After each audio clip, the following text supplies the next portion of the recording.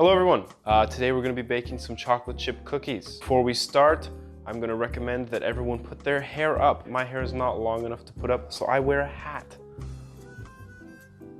Genius invention. Before we start handling ingredients, I'm going to always wash my hands. Everyone should always do this, keep the germs out of your food. Get the water warm a little bit.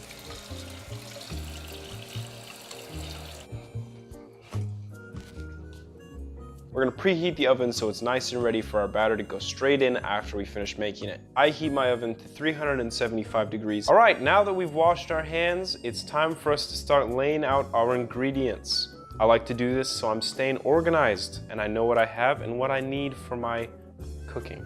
One of our first ingredients is gonna be a dry ingredient, brown sugar. Our next dry ingredient is our regular granulated sugar.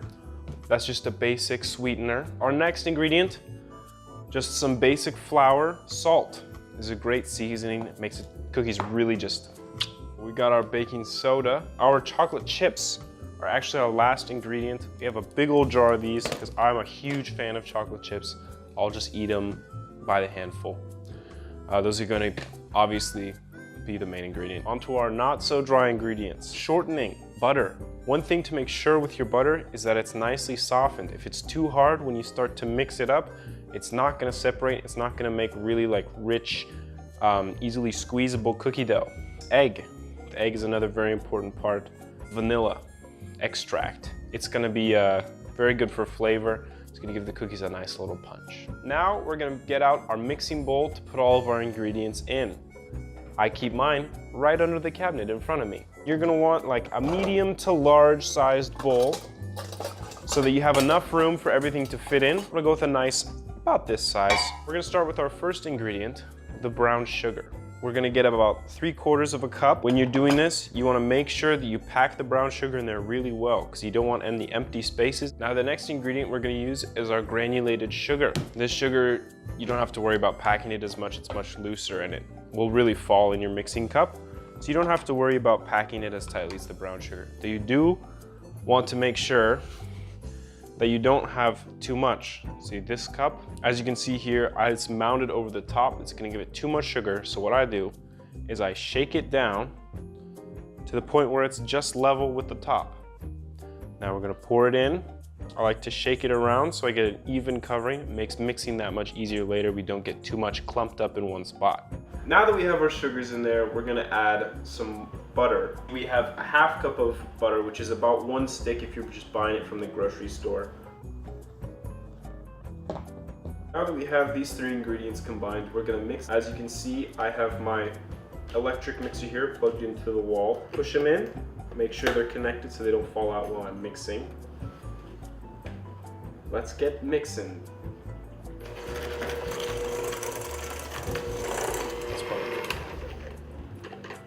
All right. Now that we've got our butter in there mixed up with our sugars, we're gonna move on to the shortening. We're gonna take a 1/2 cup of this as well. What I like to do after I pop the lid, I like to dip it in and scoop some out to the point where it's got too much. Push it down inside, just like the brown sugar, to make sure we don't have too much or too little, that there aren't any air pockets in the middle. Now, to get it all out of the cup, I'm gonna run the spatula around the outside and pull down and release it into the bowl. Make sure to get everything off the spatula as well, and everything out of the cup. The vanilla extract. We're gonna add about 1½ teaspoons into our cookie dough. I always make sure I do it over the bowl. Get a little bit too much vanilla in here, that's all right. It's just gonna taste that much better. Fill it up all the way to the top, full teaspoon, and we're just gonna dump it in. All right. Now that we've got our vanilla in there, we're gonna move on to our next ingredient, which is our egg. Let's do this.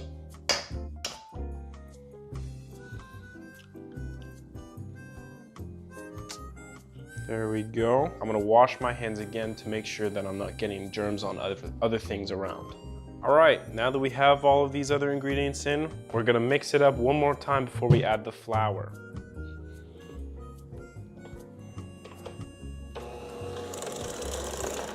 Make sure everything gets really well blended in there so you don't have any extra things just kind of hanging out. You want to get rid of all of the pockets of shortening an egg. Kick it up another speed if you really want to whisk it around in there. Now, we're gonna move on to the flour. We need 1 3/4 cup of flour. So we're gonna get started on that. Grab our flour. Gonna grab out my 1 cup measuring cup. And I need a knife, which I forgot to grab earlier. Just like the brown sugar, we wanna make sure that everything's packed in here really well so we get the right amount. So we're gonna scoop out to the point where there's too much. You have a mound. What I like to do is I hit it at the top with a knife to make sure everything settles in the cup. Then I scrape off the extra from the top. So we have a nice level cup of flour. I'm gonna dump this in here. Now we need another 3/4 cup. So I'm gonna grab my brown sugar cup that I rinsed out and I'm gonna get this out in the same way. And in it goes. Now we set these over to the side to get washed later. So our baking soda is gonna be added next. I like this one because you can slide it to different lengths. So you can have 1 teaspoon, maybe you need a 1/2 teaspoon. Very nice. I'm gonna scoop out some of this, just like I have with all my other dry ingredients, where it's gonna be a little bit too much. So what I'm gonna do is I'm gonna take the lid of the baking soda box and use that to scrape along the top of the measuring spoon so that we have a nice level teaspoonful of baking soda. This one I'm gonna spread around because there's less of it. There's more chance for it to get clumped up in one spot. Make sure I get everything out there. And there we go. With the salt, you don't want to end up with too much salt. So I'm gonna actually do this over the sink. So any excess salt is gonna go in the sink and can go down the drain instead of in our cookies. So I'm just gonna pour it out here to the point where I have a little bit too much. And then just like the sugar, I'm gonna shake it down so it's nice and even. And shake it into the cookie batter to get a nice even spread and not get too much in one place. Now we move on to everyone's favorite part, the chocolate chips. Yes!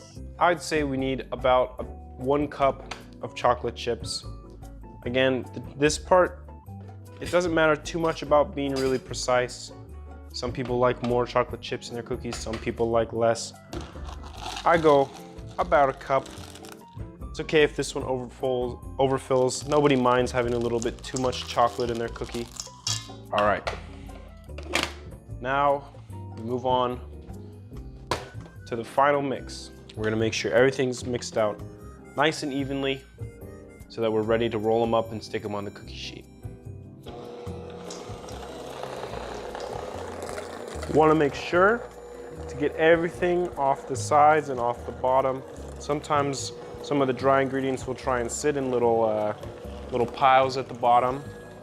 So you got to make sure that you get everything off the bottom and off the sides. So here we go. This is what it's going to look like after you're all done mixing. Now we're ready to ball it up, stick it on the sheets, and pop it in the oven. So I like to use a normal sheet with this nice little baking pad on it. You just, instead of greasing the pan, you just lie it down right there on the pan. We'll put our cookies on it, and it's a nice no-stick surface, so they'll come right back up once they're done cooking. Even though we washed our hands at the beginning and after the eggs, I'm gonna wash my hands one more time before we roll these. Now that we have our baking sheet laid out, our batter done, and our hands washed, we're gonna roll these into balls and stick them on the sheet. I like to grab a good amount here, make it into a nice ball, and just plop it on the sheet there. We're gonna go 3 across and 4 down, make 12 cookies per sheet. Now that we have 12 of those cookies laid out, I wanna remind you, make sure they're pretty evenly spaced apart, because when they do cook, they're gonna expand. And then that'll mean that they'll take up more space on the cookie sheet, and we don't want them running together. We want a nice round cookie shape. We're now ready to stick these bad boys in the oven. All right, we're gonna put these cookies in the oven now. It's all preheated, so here we go. Gonna put them on the top shelf, which should be right in the middle so we get the best heat exposure for the cookies. Close that bad boy up. I'm gonna cook them for about 8 minutes check them, see how they are, maybe put them in for a few more. There's the oven, so let's pull them out. Turn the timer off, get my oven mitt, let's grab them out of there.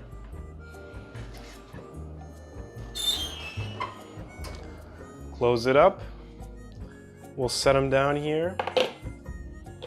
And there we go. It's time to take them off, put them on a cooling rack. We like to use this tool here. It's great for handling. Slip it right under the cookie and pop them onto the sheet. You want to be really careful because when the cookies first come out of the oven, they're going to be pretty delicate. You want to make sure not to bump them too much or bend them.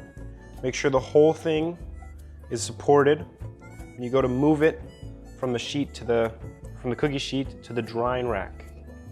And there we go. Thank you for baking with me today. Our chocolate chip cookies have turned out great, and I hope that you use this recipe on your own. See you later.